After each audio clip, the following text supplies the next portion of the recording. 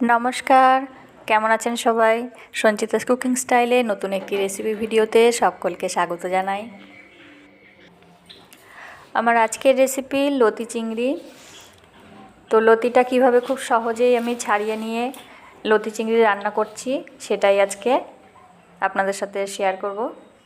এই দেখুন, লতিটা আমি আনার পরে 1-2 দিন একটু শুকিয়ে নিয়েছিলাম, তারপরে কিন্তু এরকম একটু দায়ের যেদিকটা ধার কম সেখান দিয়ে একটু এরকম ঘষলেই কিন্তু এরকম আঁশগুলো উঠে আসবে। এইভাবে লতি ছাড়ালে কিন্তু খুব অল্প সময়ের মধ্যে লতিটা ছাড়ানো হয়ে যাবে।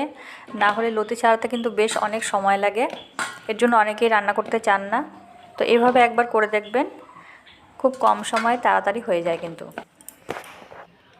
লতিটা ছাড়ানো হয়ে গেছে, ধুয়ে পরিষ্কার করে একটু ভাপিয়ে নিয়েছি।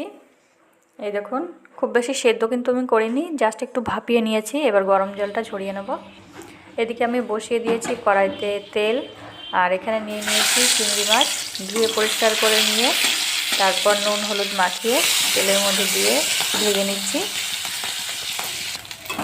চিংড়ি মাছটা ভেজে তুলে নিয়ে এবার এই তেলের মধ্যে আমি দিয়ে দিচ্ছি কালো জিরে ফোড়ন। ফোড়নটা একটু ভেজে নিয়ে তারপর দিয়ে দিলাম কয়েকটা চেরা কাঁচা লঙ্কা, একটু ভেজে নেব। তারপরে আমি এর মধ্যে দিয়ে দিচ্ছি কুচিয়ে রাখা পেঁয়াজ। এখানে আমি ছোট একটা পেঁয়াজ কুচিয়ে দিয়েছি।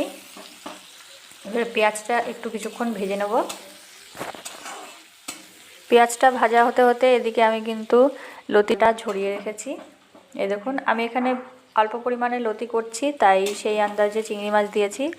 আপনারা লতির পরিমাণ বেশি হলে চিংড়ি মাছের পরিমাণটাও বাড়িয়ে নেবেন। তো এবার দিয়ে দিচ্ছি এর মধ্যে সামান্য হলুদের গুঁড়ো।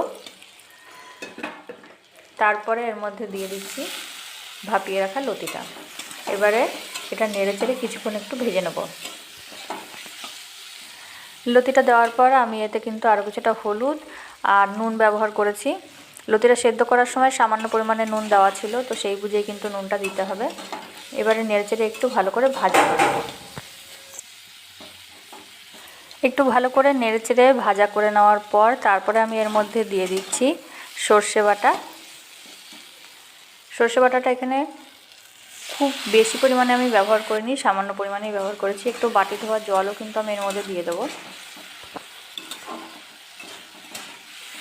এভাবে লতি রান্না করলে কিন্তু দুর্দান্ত খেতে লাগে। সব কিছু নেড়ে ভালোভাবে মিশিয়ে নিয়েছি। এবার এটা ফুটিয়ে নেব একটু। একই সাথে এর মধ্যে দিয়ে দিলাম ভেজে রাখা চিংড়ি মাছগুলো। এবার এটা একটু লো টু মিডিয়াম ফ্লেমে এটা কিন্তু ফুটিয়ে নেব একটু। চিংড়ি মাছের ফ্লেভারটা খুব সুন্দরভাবে এর মধ্যে ঢুকে যাবে। আস্তে আস্তে এর জলটা টেনে যাবে। এটা কিন্তু একদম গা মাখা হবে। এরকম জলটা কিন্তু টেনে গেছে, গা মাখা একটু ভাজা ভাজা। এরকম কিন্তু খেতে ভীষণ ভালো লাগে গরম গরম ভাতে। ওপর থেকে একটু নামানোর আগে সামান্য পরিমাণে চিনি দিয়ে দিলাম। এটা একটু মিশিয়ে নেব, চিনিটা যাতে মেল্ট হয়ে যায়। ব্যাস, লতি চিংড়ি কিন্তু রেডি হয়ে গেছে। এটা দেখতে যতটা লোভনীয় হয়েছে, খেতে কিন্তু তার থেকেও বেশি ভালো হয়েছিল। ভিডিওটা কেমন হলো কমেন্টে অবশ্যই জানান, আর চ্যানেলটা সাবস্ক্রাইব করে লাইক কমেন্ট করে অবশ্যই পাশে থাকুন, আর অনেক অনেক শেয়ার করুন।